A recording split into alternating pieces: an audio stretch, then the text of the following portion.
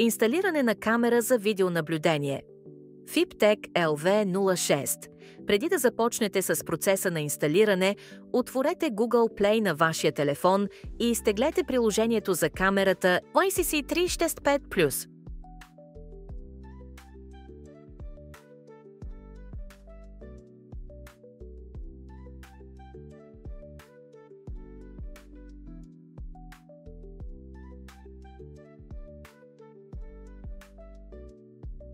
Отворете приложението, след което се съгласете с общите условия за използване на приложението.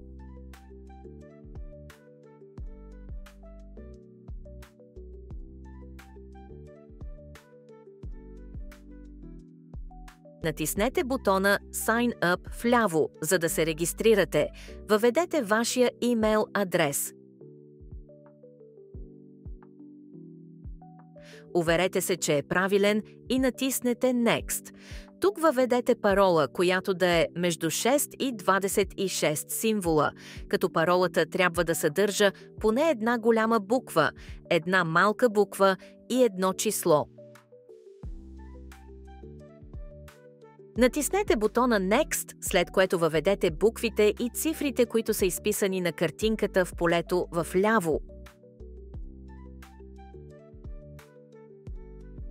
На следващата страница ще видите съобщение, което гласи, че трябва да потвърдите въведения от вас имейл адрес. Влезте във вашата електронна поща и там ще откриете имейл, съдържащ линк за потвърждаване на имейла. Отворете го и натиснете линка. Ще се отвори страница, на която пише, че успешно сте потвърдили имейл адреса ви.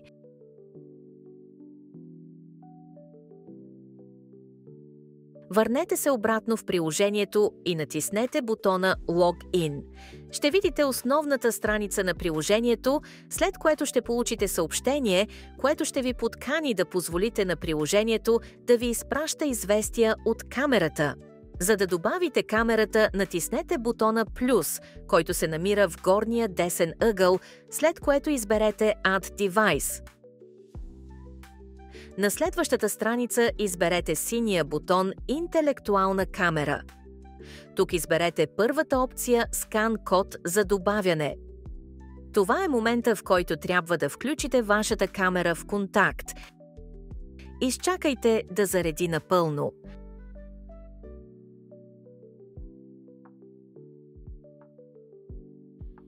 Много е важно преди всеки опит за свързване на камерата да я рестартирате от бутона, който се намира близо до мястото за карта памет.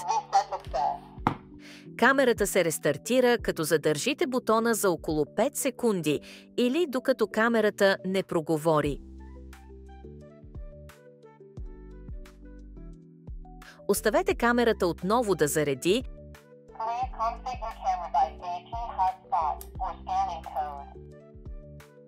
След което обратно в приложението отбележете, че камерата е готова за свързване най-долу и натиснете бутона Next. На тази страница ще видите интернет мрежата, към която да свържете камерата. Въведете паролата за вашата интернет мрежа и натиснете бутона Next. На екрана ще се появи QR код, което трябва да насочите към обектива на камерата и бавно да го отдалечавате назад. Камерата ще издаде звук.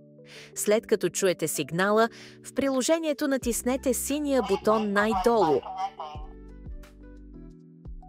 Сега изчакайте около минута, докато камерата се свърже към интернет мрежата.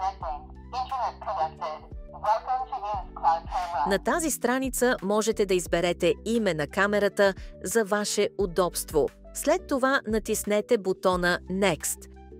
Тук може да изберете дали да се абонирате за това, дали камерата да прави записи в облачно хранилище или не.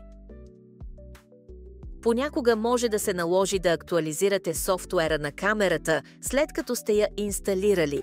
Натиснете синия бутон Upgrade Now и изчакайте камерата да се обнови. Когато е готово, само натиснете картинката на камерата, за да я наблюдавате и управлявате на живо, директно от вашия телефон.